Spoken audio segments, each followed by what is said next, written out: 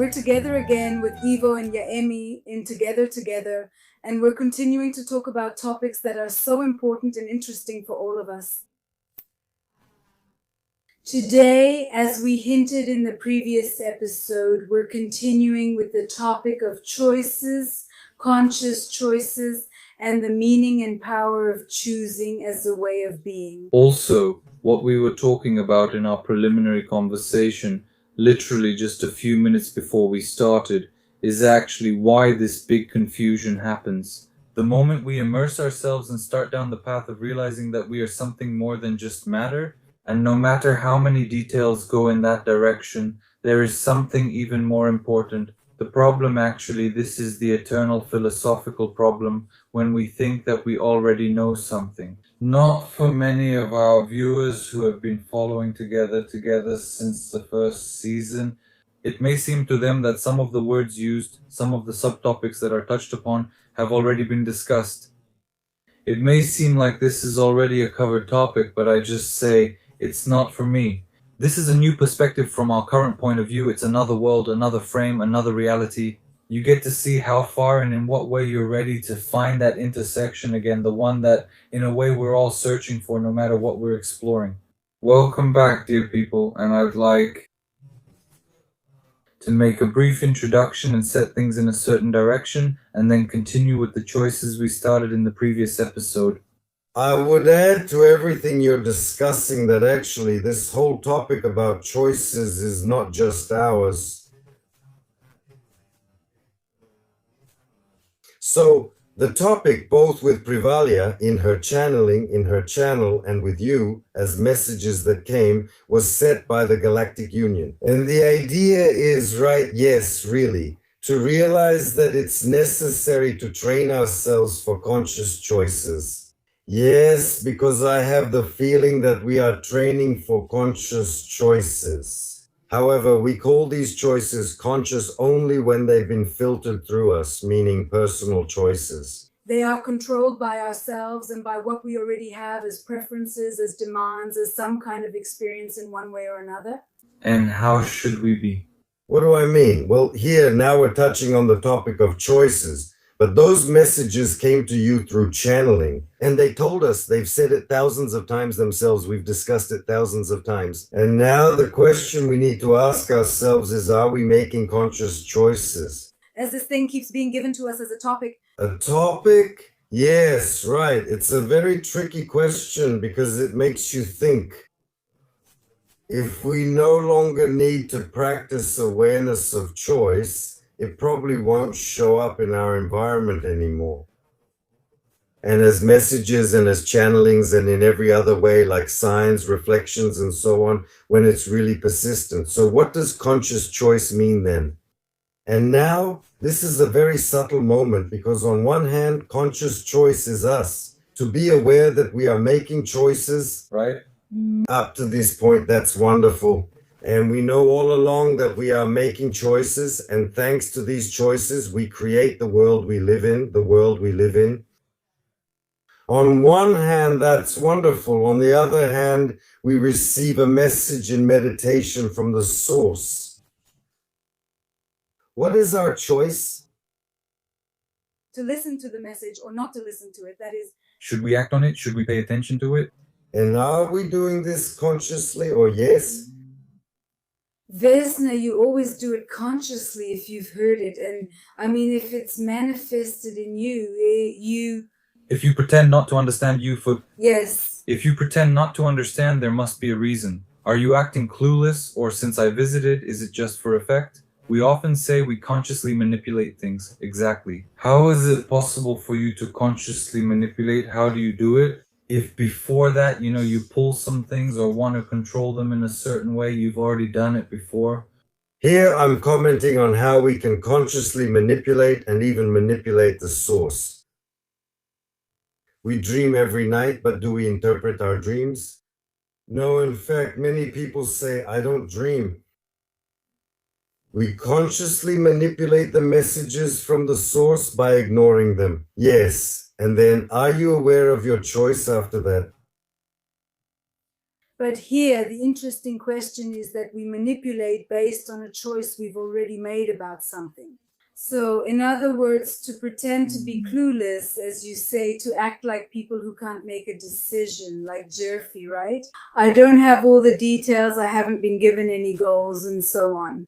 It's not working. And based on that choice, which we've practiced for a long time and can't really call it, let's call it unconscious, because we've practiced in that direction. Until we did it, we practiced. Because it's completely conscious. So that in the end, we reach those states where nothing depends on us. And that's why they're led. Dependent, because nothing depends on me. Yes. The idea is really to consciously realize how you are consciously here, because you wouldn't have a manifestation if you weren't consciously here. And what is the reason for you to consciously come here?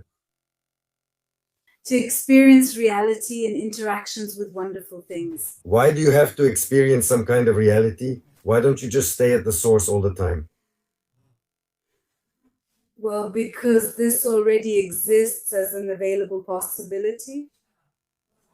At any moment you can be the source, just like that. Exactly. The question is, this is what we need to realize, because what is the source itself? The source is information. This is a huge, enormous informational field. Here I hold all the information. This is just briefly to represent the source here as a book. We have the whole field of information. And now it's time to ask ourselves the next question. Since we know everything because we have the whole field of information, after all, we ourselves are the source, we have this entire field. Can we experience a state of not knowing, that is to experience for a moment as sources, a kind of not knowing, and go through it as such? Exactly, we have all the information. Then in practice, we don't know what it's like not to know the state of not knowing. We can't experience the state of not knowing to go through it. I go through life, I subscribe with you, I go through life and I am with you.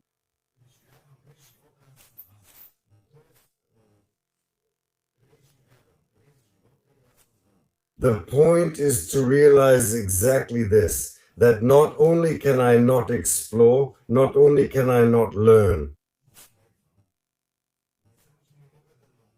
I can't even see it. I can't even separate it from there's no way. Even to separate it from all the information, but at the same time, I don't have the available information about what this not knowing is and how, in principle, not knowing itself is achieved. And for this reason, since I have all the information all the time, I separate one element, one sphere, one area, one focus, yes? One. A core, which I call choice. However, if this choice exists by itself and is closed, then it is a fixed point. All right. Yes, the moment he chooses it, it manifests. And I already know what it is, and I have to disappear. And does this go out like matches in a box? Well, even faster, 5.3 times 10 to the minus 0.44 seconds. By the time you manifest it, it's already gone. Yes. Then there is the moment, what do I need to do? Well, that's exactly when I should create an environment, because that's when a lot of unknowns appear. Yes. And then the one who has manifested, in order to have a frequency connection with the others who might be manifested, I should close them off. In the general sphere of common rules of ignorance, I emphasize this. Common rules of ignorance. But also common rules of knowledge, on the other hand. But on the other hand, also common rules of what is already known and familiar. Yes, and then what am I supposed to do? I set ignorance as a sphere. I place many such spheres of ignorance, and all these spheres of ignorance together form a new sphere, which already becomes an egregore for the whole of it, a guardian of all this ignorance, a guardian, right? An egregore, a guardian.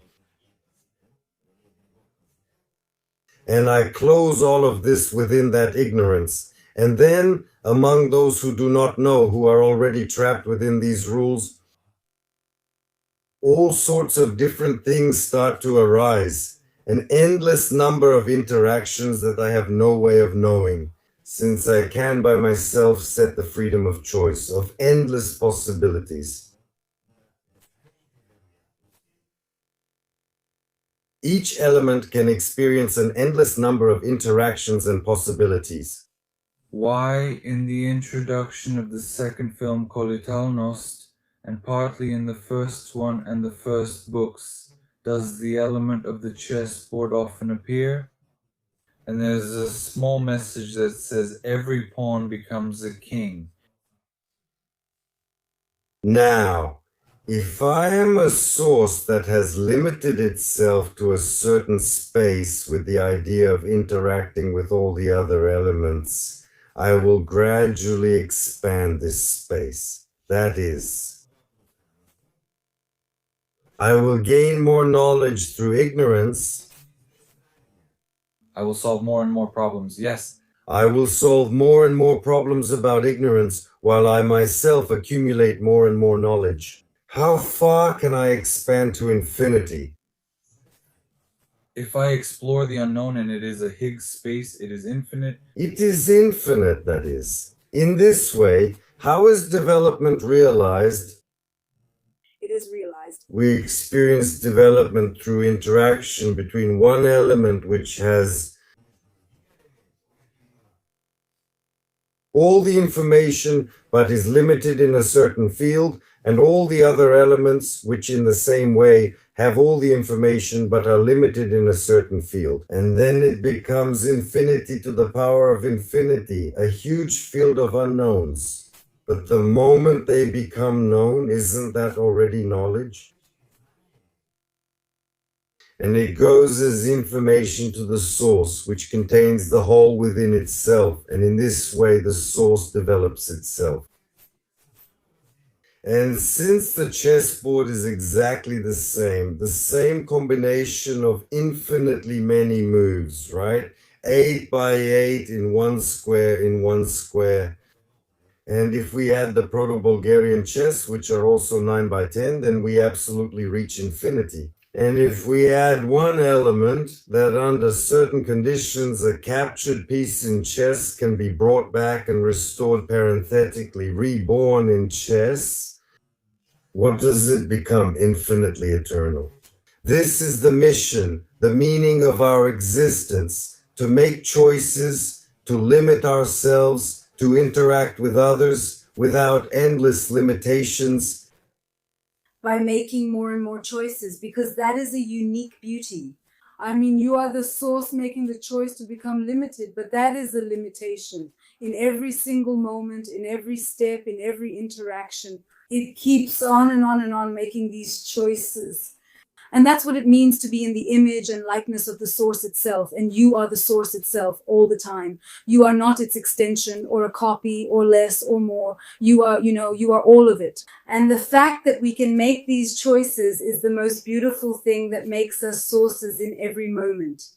And that's actually the idea behind chess as well, where you are the source and the reflection and the manifestation that continues and moves us.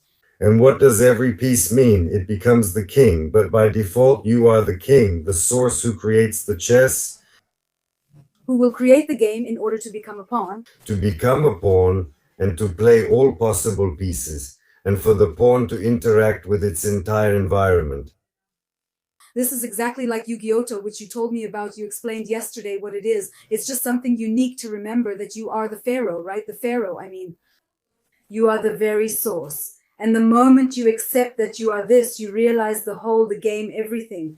And as an example, for chess, the chessboard, and for this infinity, for this vastness of possibilities and probabilities that exist, and for this reason, we comment that our existence is eternal. As examples are, when they asked the one who invented chess how he wanted to be rewarded, and he said, put 1 grain on each square, 1 grain on the first, 2 on the second, 4 on the third, 8 on the fourth, 16 on the fifth, and so on.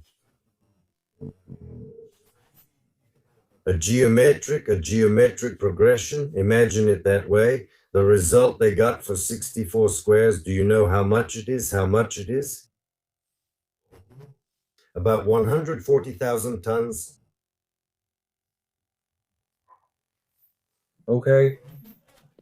Even all the kingdom's wheat wouldn't have been enough to pay off this game. And now here's the tricky part. That is, what are your chances and possibilities for exploration? Infinitely many. And you manifest yourself each time as a different limitation for the sake of exploring the interaction between yourself and the others. Limitations that are also sources, but at the same time are limitations of the source itself. That is, you interact, I am with myself, which is still I am, but everything else without I am, without the limitation, I am. while I am. While I am, both sources, and that's how we become. I am both the way, the source, and the life. What is life? You become alive from the interaction between I am and the other I ams, which are your reflections. Yes. Can we do something like a short demonstration, an exercise, if you remember the room full of mirrors reflecting each other? Can we do a very short mental exercise right now just by imagining in some way and getting closer to that infinity that is above?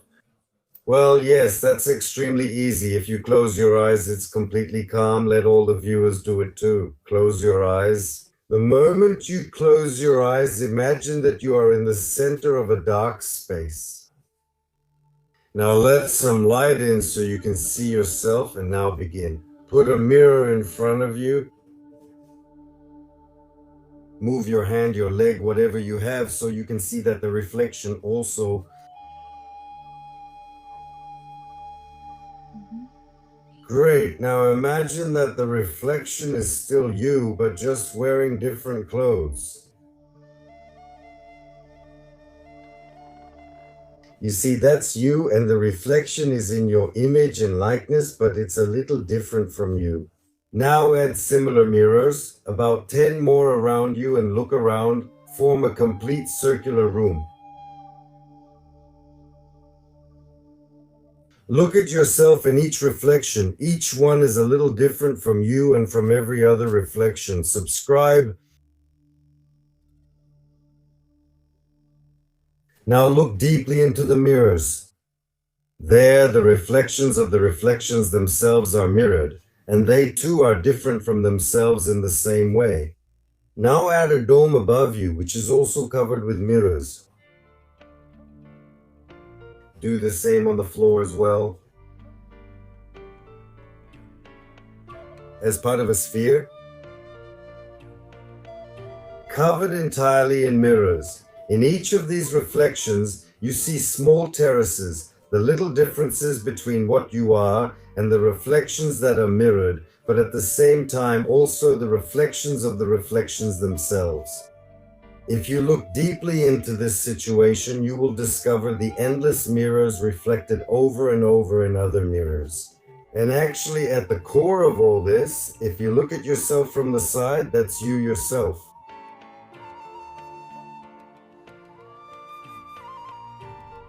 Now, to all of this, step out of this sphere. Look from the side and imagine the whole sphere is covered with mirrors. And around it there are billions of mirrored spheres. Look at them in an ellipse, in a sphere, and stand in the center. With some slight distortions, your whole sphere is reflected in thousands of places, and you yourself are reflected, but a little differently from what you actually are. Now, you are the source of the whole universe. You are not everything that is. And every element you have touched, it contains billions of inner reflections. If you remember how you created each sphere,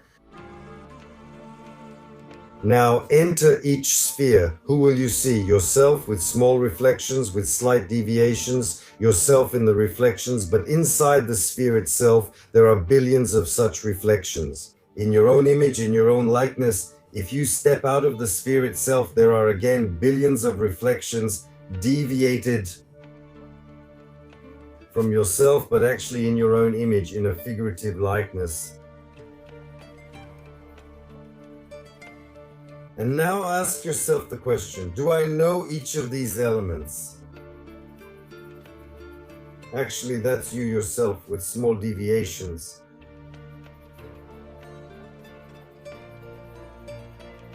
Accept all of this, subscribe to our channel, reflect on it within yourself, and make a wish. Absolutely all of them. Mirrors like with Fania to return to you like in the cartoon, to shrink, to go back inside you. And when you're ready, step outside yourself and look at yourself from the side. You are not a mirrored sphere that contains all the spheres. And in each sphere there are billions of mirrors, and if at this moment you look outside yourself, you will discover an endless number of mirrored spheres. These are the Pashas, the mothers, the universes. In each universe there are billions of universes, and inside them there are billions of reflections. And all of this, with these doubts, at this moment, feel the thrill of knowing each one of these elements.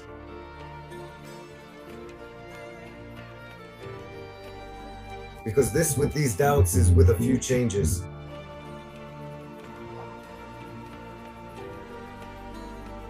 Feel the potential of this knowledge. Now you are sources, and you contain every element of everything that is.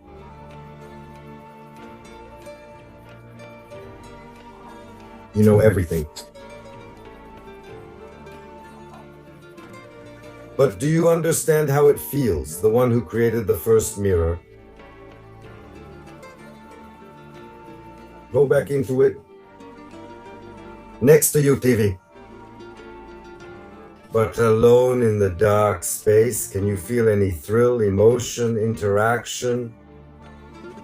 Shake hands with one of your reflections. And then you will discover what the state is, what the situation is, to interact with your environment, created in your own image and likeness. Do you know each one of these elements? Well, that's you with a slight deviation.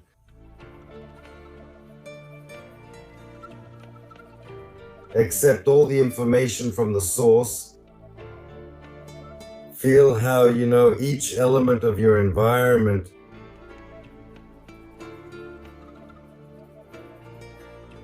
And at the same time, return to yourself.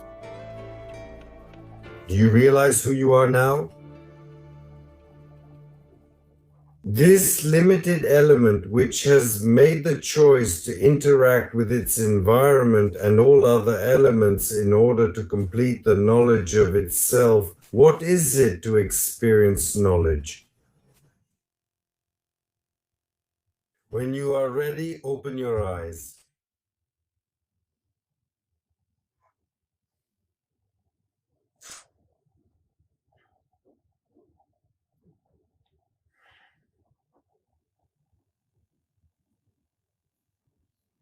And how is it now?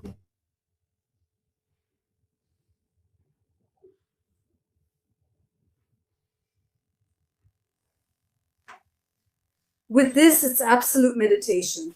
The idea was to realize that in fact we ourselves are all sources, that we contain all the elements within us. We know all the elements exactly so that we can experience things in this way. Exactly. And it doesn't mean that much to me. It's enough to just really disconnect for a moment from the experience of the shell and then Who were you? You knew the shell you created just mirrors. Well, okay, but you are all mirrors. You are the whole universe, the whole multiverse. You are the source itself. But at the same time, you have made the choice to realize yourself by contracting yourself. And that's why the meaning of our existence is to make choices. Everything that is experienced is already known, and it becomes a part of you as sources. And what you are yet to discover is your searching spirit, to seek continually new interactions with reflections that differ only slightly from you, but are still you. And this is actually the only possible choice and the only direction that we can ever experience. In this sense, choice becomes the meaning of existence. Yes, and the more choices we make and the more decisive those choices are, the better we fill ourselves with the interactions within ourselves.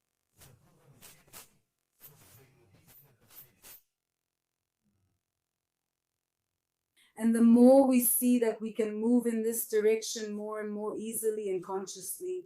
And then, is there a way to say this? It's not working out for me.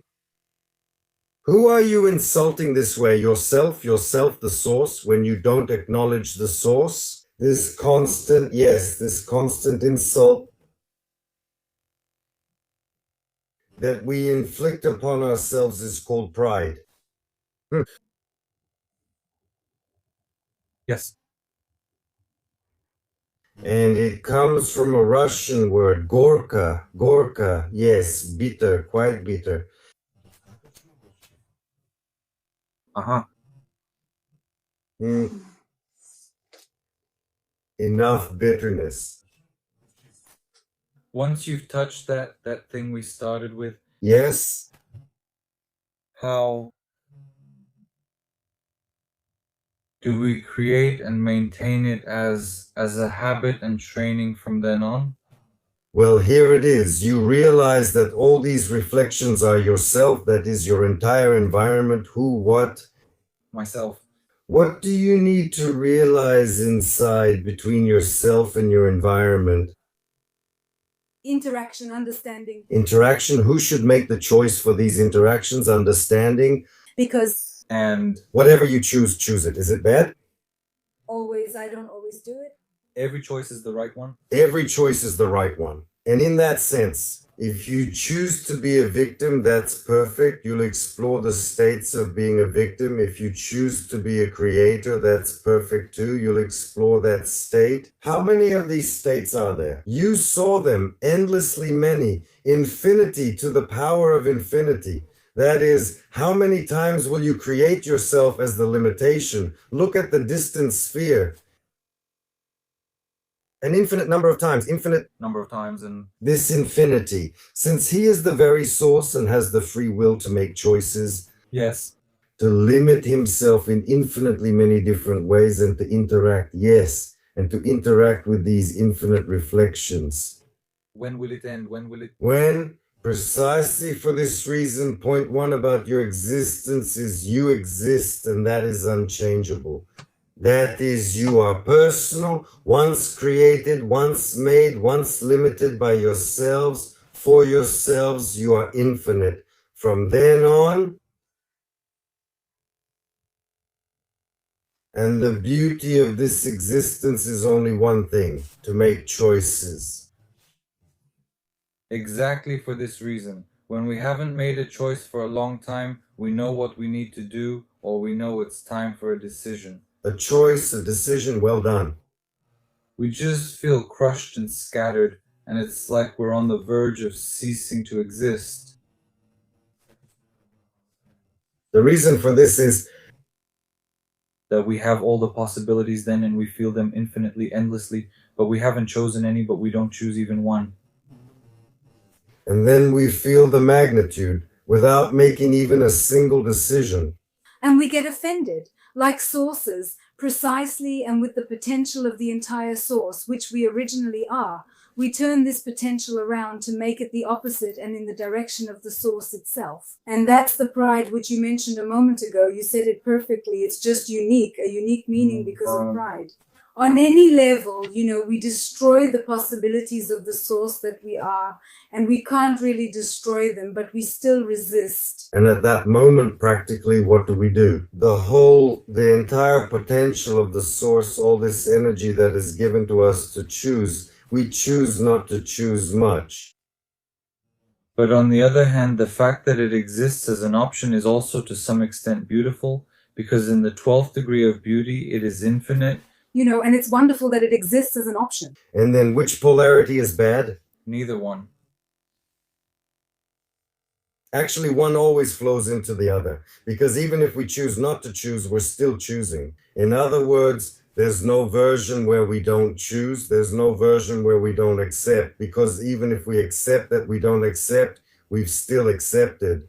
Yes. Even if we believe that we don't believe, we still believe. And the paradox, the connecting point is that if we believe in disbelief, it turns out that our faith is so strong that we've managed to believe in the opposite of faith.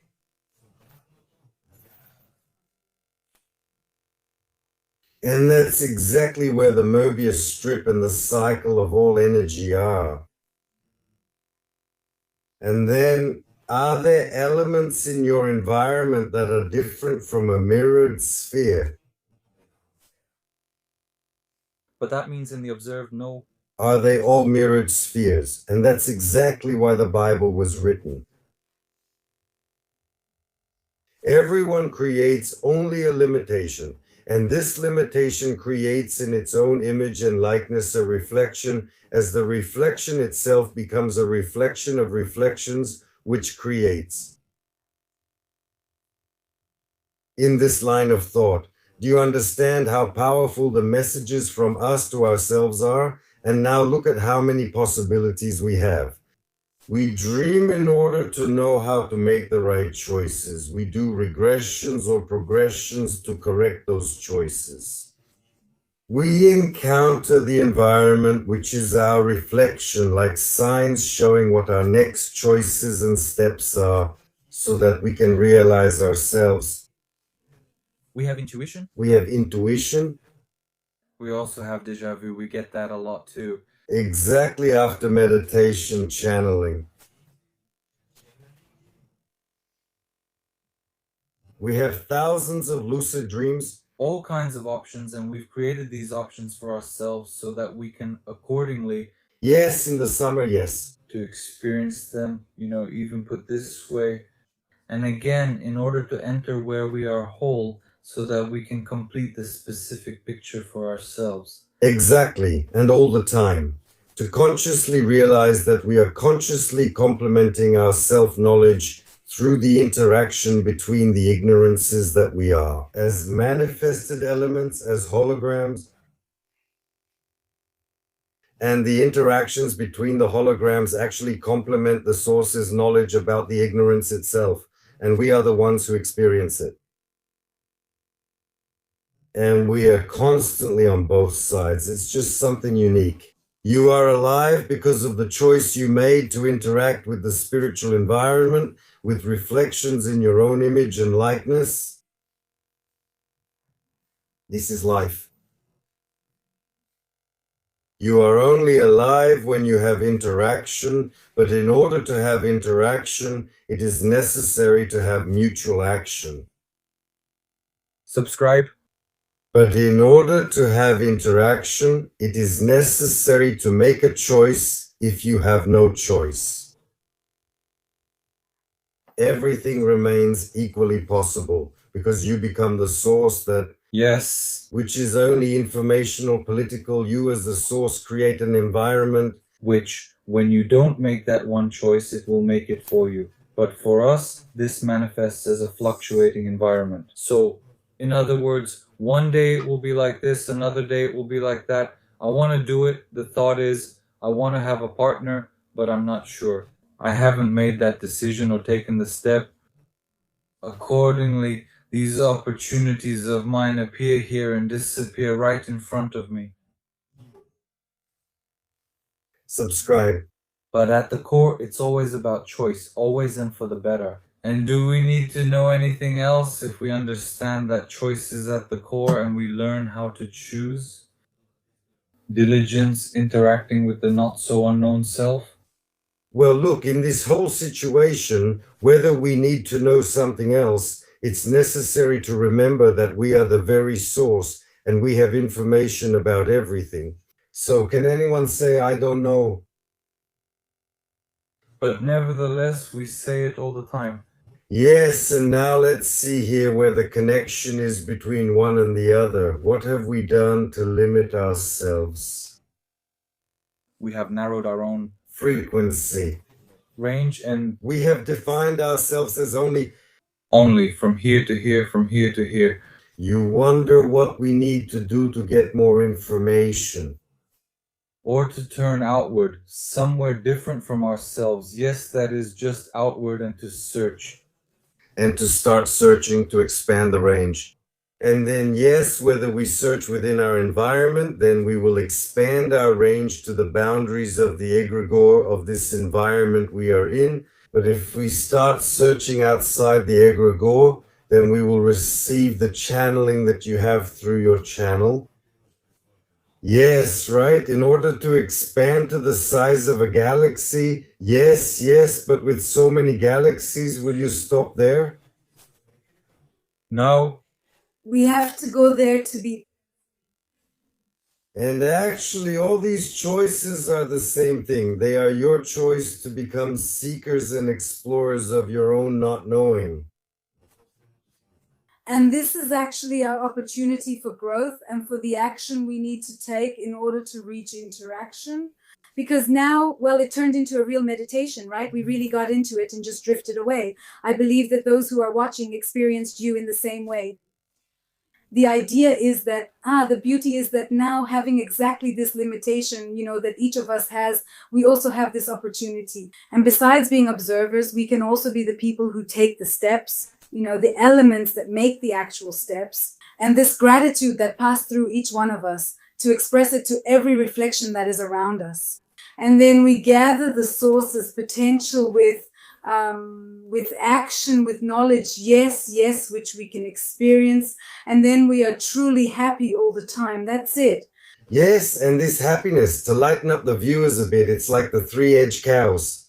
One of them said moo, and the other, just as I was about to say, and the third one took the words right out of my mouth. I know what I see, how we talk. Sometimes that's how we voice it on paper. It's just somehow so. I just don't know how to say it. After I finished the exercise, I was going to say there's no need to talk about it anymore. Let's just close the topic. It's enough. We don't need to understand everything. That's it. Bye now. How did you feel that way since you're still in the room? Pure meditation, really. I'm very interested. But did it pass through you like a tube? Did you feel it? Did you see anything? It opened something. I saw everything we were talking about was just in my mind. I saw some sheets of light passing by. It's very interesting. You can't really describe it with words. Everyone has to experience it for themselves, in my opinion. And Yeah. if you ask me what it takes, for me, it was unique. An experience? In any case, I wasn't impure, nothing. Somehow I had gone through it with my body. Yes, probably. Yes. Yes, Stoyano. And then we come to the conclusion about conscious choices themselves. So whatever choice we make, it's the right one. At the same time, if that choice consciously brings us back to things we've already experienced, what will it lead to?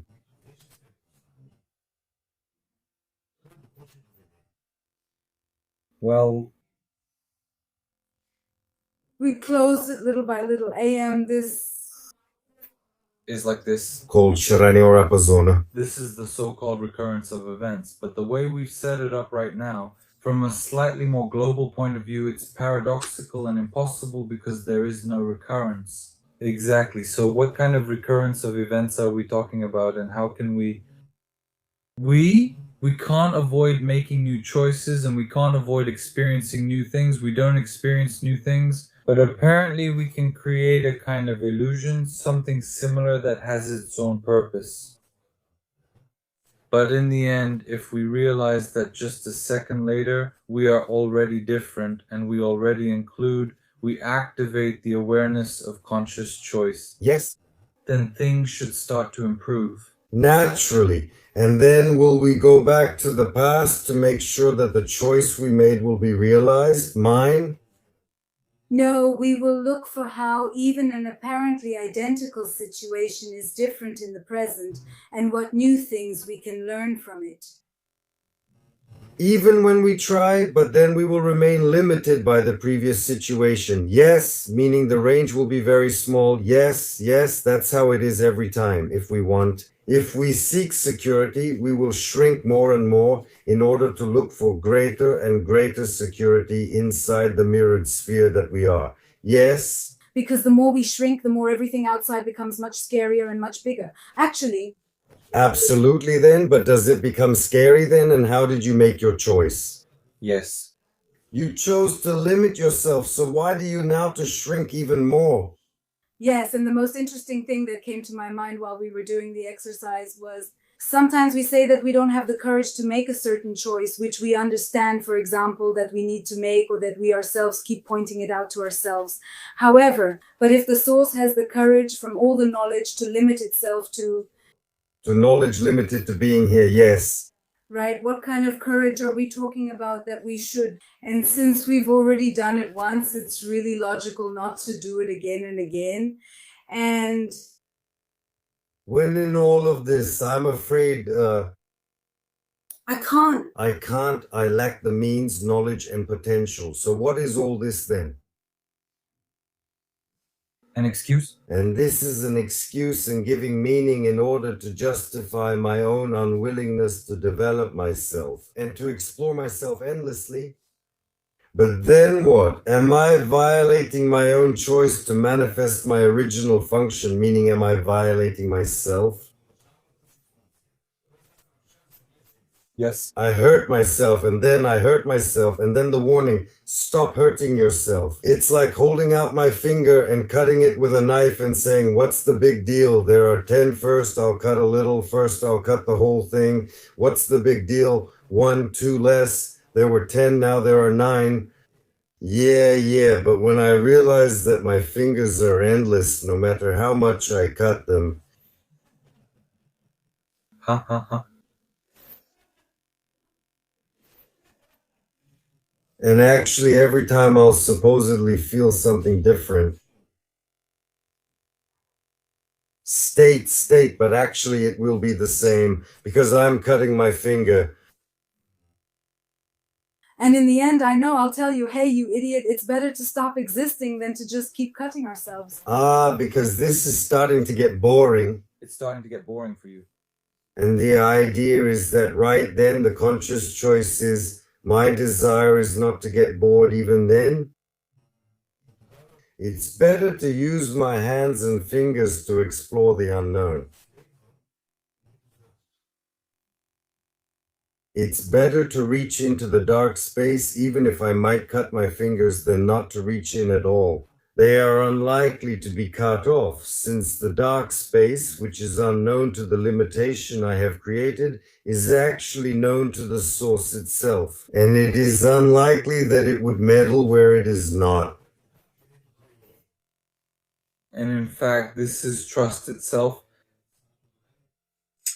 This is the other part, and total faith in the fact that I myself am the source. And when we realize that we ourselves are the sources here, just like we did the exercise here, so you can become aware of yourself, and then we start to understand that we are everything that is in different aspects, in different patterns, in infinitely many variations, in infinitely many manifestations, but we are everything that is. And then, since I am everything that is, I have the opportunity to choose to experience the interactions within everything that is as an element of everything that is. and the belief that if I move in the direction of the source, which is outward, outward, outward, always toward the new, the unknown, and so on, you just know and discover in every single moment, element, and instant that in the end, more and more wonderful things are revealed to you. And at some point, this belief simply turns into a principle that you just follow. You don't even need to believe in it. You just do it and it happens.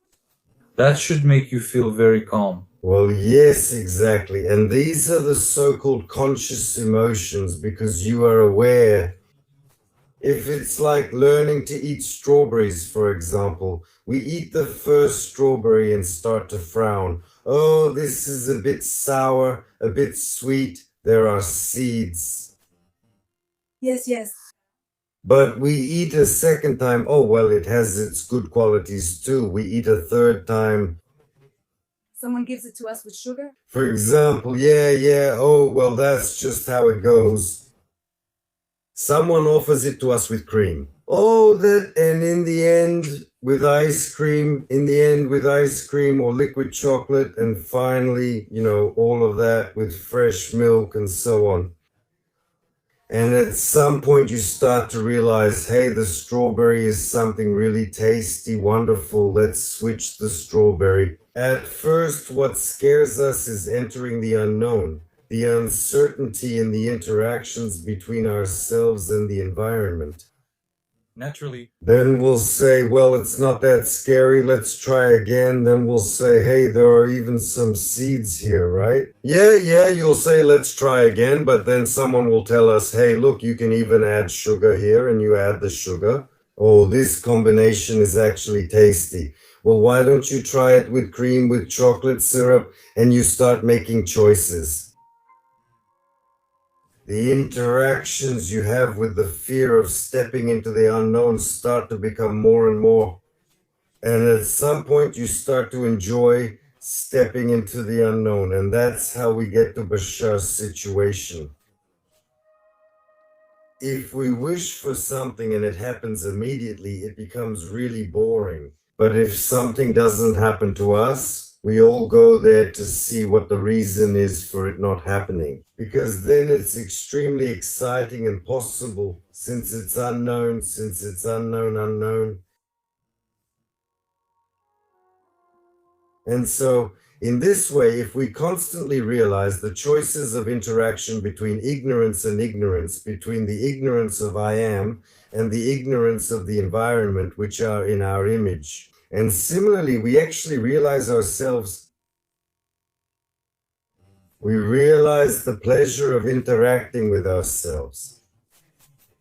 Yes, which is another meaning like, how should I call it? Not a consequence, not an additional state, not a bonus, but something that comes with the conscious choices of existence. If we learn to become friends with the unknown, it becomes a pleasure, and from then on you really just exist. Beautiful. Yes, that is the conscious choice as a final definition, as a final result, a definition that we can give. What it means to reach pleasure, to seek and enter the unknown, which we are.